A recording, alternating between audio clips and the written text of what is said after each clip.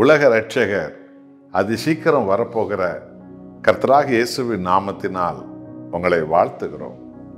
கர்த்தருடைய வருகைக்கு மேடு பள்ளங்கள் எல்லாம் சமமாக்கப்படும். அதுபோல நமது உள்ளத்தில் இருக்கிற மேற்றுமை எல்லாம் உடைக்கப்பட, நமது மாம்சீக பாவங்கள் எல்லாம் அழிக்கப்பட, பரிசுத்தாவின் ஜீவ தண்ணீர் நமது ஆத்துமாவை நிரப்பிக்கொள்ள கர்த்தர் தாமே உங்களை ஆசீர்வதிப்பாராக. 40ஆம் சங்கீதம் 17வது வசனத்தில் தாவீது தேவன் செய்த மகத்துவமுள்ள நித்திய பேரின்பத்தை பற்றி இந்த இடத்துல உங்களுக்கு நமக்கு அவர் போதிக்கிறார். நான் சிறுமையும் எளிமையுமானவன், கர்த்தரோ என் மேல் நினைவாய் இருக்கிறார். தேவரீர் என் துணையும் என்னை விடுவிக்கிறவருமாய் இருக்கிறீர். என் தேவனே தாமதியாதேயும். அல்லேலூயா. நான் சிறுமையும் எளிமையுமானவன். அன்பின் சகோதர சகோதரிகளே, இந்த புனித பைபிள் போதிக்கும் சர்வ வல்லமுள்ள தேவன் சிறுமையும் எளிமையுமானவர்களையே தேடி உயர்த்துகிற தேவன். பலகீனமானவர்களை தேடி புதுபலன் கொடுக்கிற தேவன். ஞானமற்றவர்களையும் குப்பை போன்ற எண்ணம் உள்ளவர்களையும் தேடி அவர்களை தனது இரத்தத்தால் தனது ஆவியால் கழுவி பராக்கிரமசாலிகளாய் மாற்றிவிடுகிற தேவன். தாவீது வாலிபனாய் இருந்தபோது அவருடைய பெற்றோருக்கு கீழ்ப்படுகிற மகன் அவர்களுக்கு சொந்தமான ஆடுகளை வனாந்தரத்தில் மேய்க்கிறவராக தாவீது இருந்தார். ஆனால் கர்த்தர் அந்த சிறுமையும் எளிமையுமான தாவீதின் மேல் நினைவாய் இருந்தார்.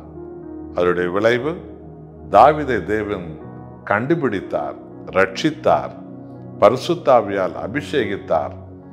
அவரை துதி பாடல்களால் தேவன் அபிஷேகித்து பல உலகம் முழுவதும் நூற்றுக்கணக்கான ஆண்டுகளாக சங்கீதங்கள் பாடும்படி தேவன் இன்றைக்கும் வைத்திருக்கிறார். கர்த்தர் தாவீதின் மேல் நினைவாய் இருந்தார்.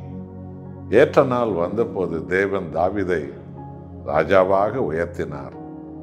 தாவீது மேல் பொறாமை கொண்டு அவருக்கு சதித்திட்டம் தீட்டிய அவருடைய சத்துருக்கள் எல்லாருடைய சதித்திட்டத்திலிருந்து தேவன் தாவீதை விடுவித்தார். என் அன்பானவர்களே, சிறுமையும் எளிமையுமானவர்கள் மேல் தேவன் எப்பொழுதும் நினைவாகவே இருக்கிறார். ஆமென். அன்பானவர்களே, நாம் நேசிக்கிற ஆண்டவர் யாருடைய நினைவில் இருக்கிறார் என்று நீங்கள் கவனித்து பார்த்தீர்களா? இந்த உலகத்தில் புகழ் பெற்றவர்கள், பெரும் பணக்காரர்கள், பெரும் செல்வந்தர்கள், உலக புகழ் பெற்றவர்கள் என்றெல்லாம் பல ஆயிரம் ஜனங்களை உலகம் அடையாளம் காட்டுகிறது.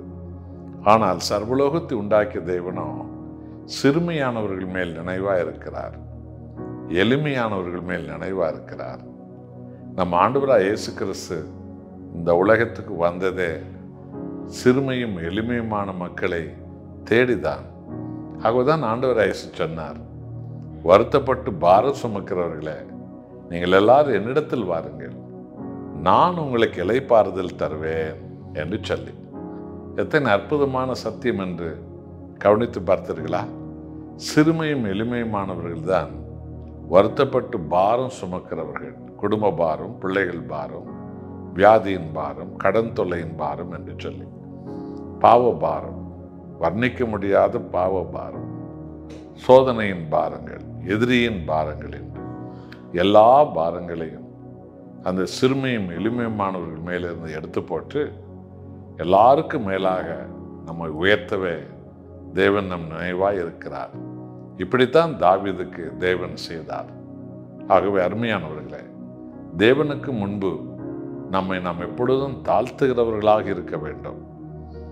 மனிதர்களுக்கு முன்பு நம்மை ஆண்டவர் என்றைக்கும் உயர்த்தி கொண்டே இருப்பார். நம்மை ஒப்பு கொடுப்போமா?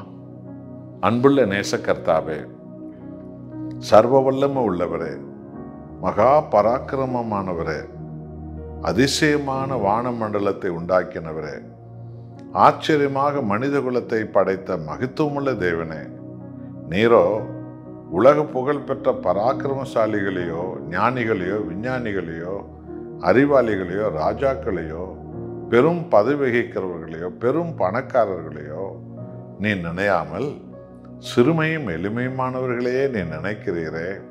உமக்கு கோடி கோடி நன்றி ராஜா. தாவீதைப் போலத்தான் நாங்கள் எல்லோரும் தாழ்ந்த இடங்களில் இருந்தோம். எங்களை நீ தேடி கண்டுபிடித்தீரே இயேசுசாமி. எங்களை தேடி வந்தீரே. எங்களை உம் இரத்தத்தால் கழுவி, உமது ஆவியால் கழுவி எங்களை உயர்த்தினீரே. உமக்கு நாமத்தினால் நாங்கள் கனம் பெற்றோமே. இன்னும் எங்கள் சந்ததிகளை நீர் உயர்த்துகிறீரே. உமக்கு கோடி கோடி நன்றி ராஜா. உமக்கே மகிமை, உமக்கே மகிமை. இயேசுவின் நாமத்தில் பிதாவே, ஆமென்.